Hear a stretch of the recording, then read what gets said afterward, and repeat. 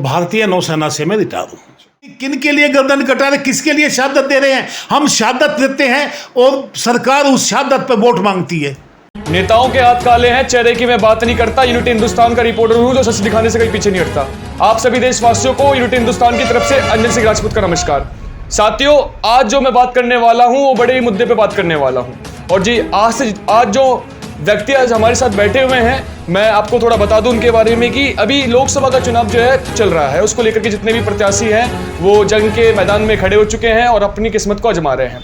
उसी के बीच में सबसे हैरानी वाली बात यह है कि एक वो व्यक्ति जो कि आर्मी से है, फौज से है, उस व्यक्ति को चुनाव में खड़े होने का क्या कारण दिखा, क्यों खड़ा होना चाहे वो, इन तमाम चीज़ों को लेकर के आज हम आप सबके सामने वार्तालाप करते हैं। तो सबसे पहले सर आपका स्वागत करते हैं सुरेंद्र जी की आप हमारे चैनल पे आपने इंटरव्यू दिया है। कैसे हैं? सबसे पहले आप अपना परिचय बताइए थोड़ा सा। मैं सुरेंद्र पहलवान भारतीय जवान किसान पार्टी से का प्रत्याशी दक्षिण लोकसभा सीट से हूँ। अच्छा, और भारतीय नौसेना से मैं रिटायर हूँ।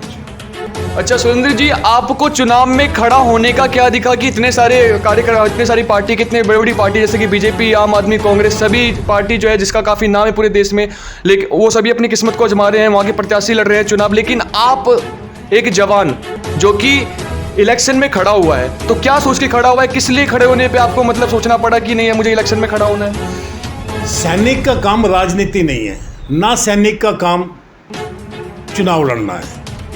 सैनिक का काम देश की सरहदों पे रक्षा करनी है अपने देश की। हमें रिटायर हुए लगभग 25-26 साल हो गए हैं। अच्छा,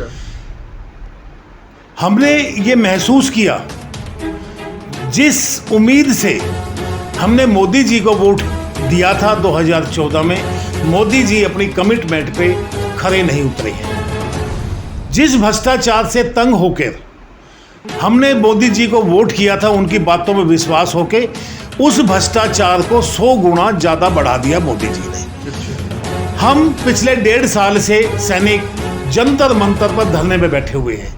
जब हम जंतर मंतर पर धरने पे बैठे तो हमने देखा कि यहाँ तो बहुत सारे लोग त्रस्त हैं अपनी, यानी कि अपने सामाजिक उससे, सरकार के उससे। युवा बेरोजगार हैं, पहलवान बेटियों के साथ छेड़खानी होती है, संसद खुला घूम रहा है, अब बिगाड़ लो जिसको मेरा कुछ बिगाड़ना है।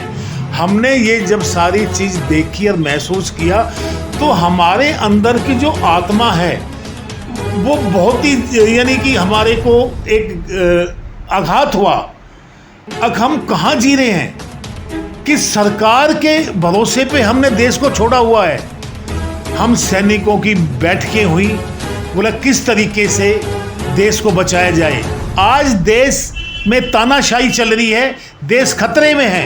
अच्छा, देश आज ही खतरे में था या पहले भी खतरे में था? देखिए, आज जो देश खतरे में आता तानाशाही से जी, देश खतरे में नहीं है, समाज खतरे में है। जब समाज के अंदर तानाशाही हो जाएगी तो समाज तहस नहस हो जाएगा। सारी चीज समाज से चलती है, हम समाज के लिए जीते हैं। समाज हमारे लिए, हम जो है समाज के लिए हैं।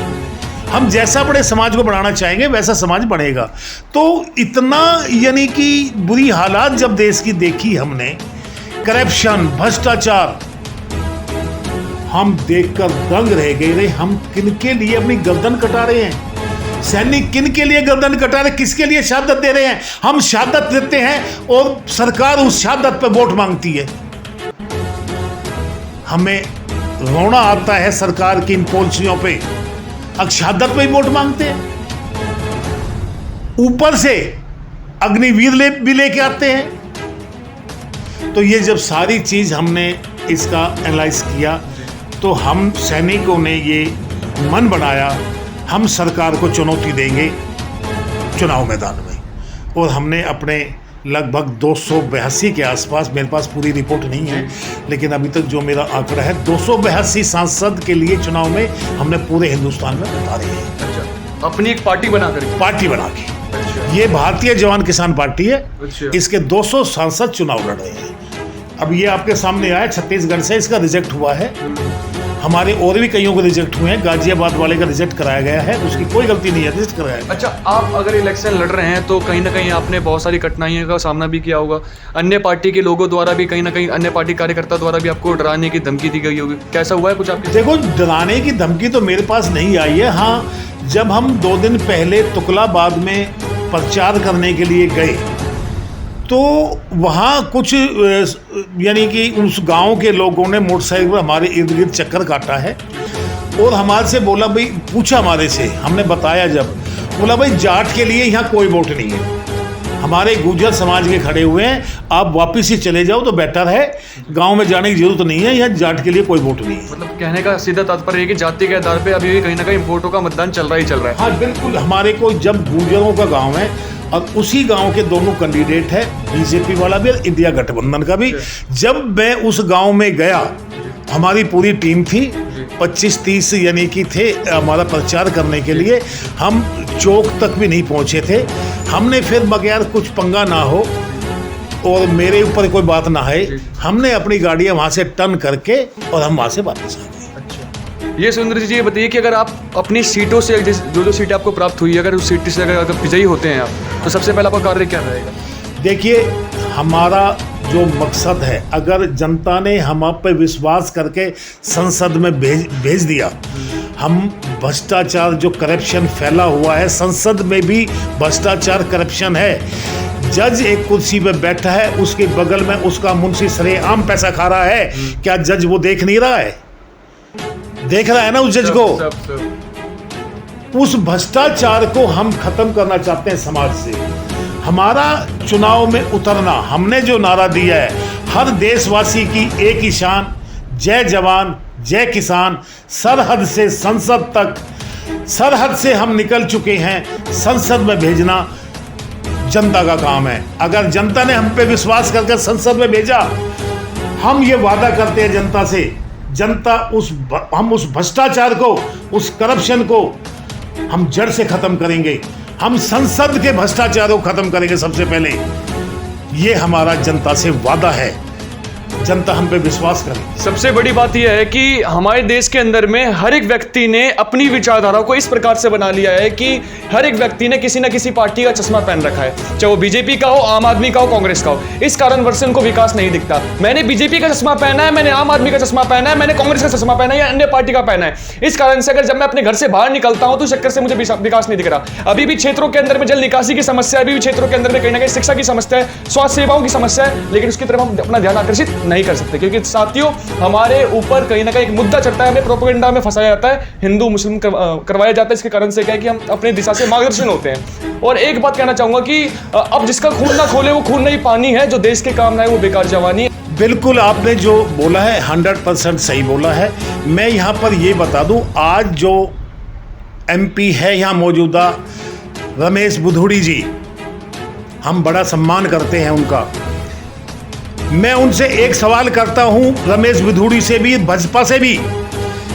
रमेश बुधूड़ी जी सामने आके मेरे सामने बैठ कर ये बताए, 10 साल में किशनगढ़ छोड़ दो, पूरे दक्षिण क्षेत्र में, साउथ दिल्ली में 1 रुपया भी उसने खर्च किया हो विकास के नाम पर, मैं अपना नॉमिनेशन यहीं स्टॉप कर दूंगा, मैं प्रचार बंद कर दूंगा अगर वे ये सिद्ध कर दें 1 रुपया भी उसने कहीं खर्च किया हो तो।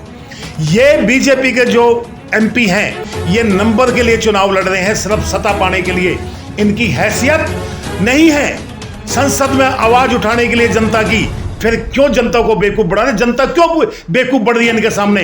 जनता खुद बेवकूफ बढ़ रही है। मैं बीजेपी का, मैं आम आदमी पार्टी का, हम सैनिक मैदान में उतरे हैं। देश की जनता को, दक्षिण दिल्ली के क्षेत्रवासियों को विश्वास करना चाहिए एक फौजी पर, जिससे जो 10 साल में हुआ वो आगे ना हो इनके सामने।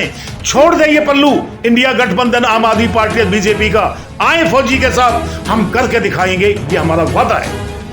जनता के अंदर में कहीं ना कहीं सुंदर जी ये चलता है दिमाग में कि नहीं ये बीजेपी का या आम आदमी का, क्योंकि अधिकांश वोट इसने में बट रखा है। ठीक है, वो जनता जो है अब किसी को मौका देने का प्रयास नहीं कर रही है। कहा जाता है कि सोए को जगाना आसान बात है, लेकिन जगह को जगाना बहुत मुश्किल बात है।